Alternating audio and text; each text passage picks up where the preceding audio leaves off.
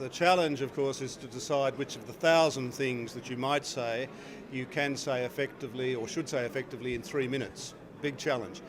I decided after a great deal of reflection to speak about the family and violence, because in Australia, where I come from, questions of domestic violence are massive. We're discovering that this is one of the hidden horrors, and it's not just Australia, it's everywhere. But also the violence that has found the young abused sexually and in other ways. Now, if the church is to be good news for the family, we have to be a safe church ourselves that helps families to be safe. In a sense, that is the vocation and the mission of the family in a very violent world, to be a safe haven, and it often isn't. But neither has the church been a safe haven. So we have to evangelise ourselves to make sure we're a safe church in order that we can help families to be safe. And I asked the question of what exactly that might mean. And one of the things it means for us in the church is to open the doors and to let that which is hidden come into the light, and then help families open the doors so that all that is hidden can come into the light. Domestic violence and the sexual abuse of children, which most of which happens within families. So my intervention was about a safe church helping families to be safe in a very violent world.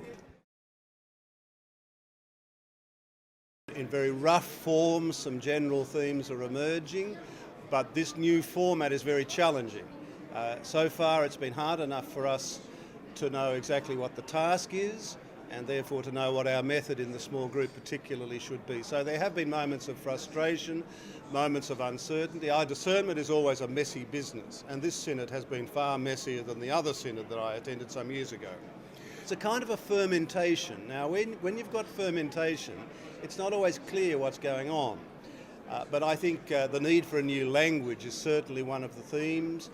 I think there's general consensus that we're not going to abandon or violate the core teachings of the Church on marriage and the family, but that this opens up all kinds of fields of possibility about the way we speak of marriage and the family. I think we need a language event, but also a challenge to pastoral creativity and apostolic imagination is a phrase I have used here, to try and imagine new initiatives, new strategies that would help and communicate at this time. So to say that we're not going to change church teaching is not to say that we're going to do and say nothing. I mean, we do need to speak and act differently, even while we absolutely respect and promote in every way possible the teachings of the Church on marriage and the family, which we believe have their roots in Christ.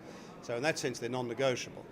But beyond that, there is all kinds of possibility, and we need to expand our vision of possibility. And I hope that happens in what remains of the Synod.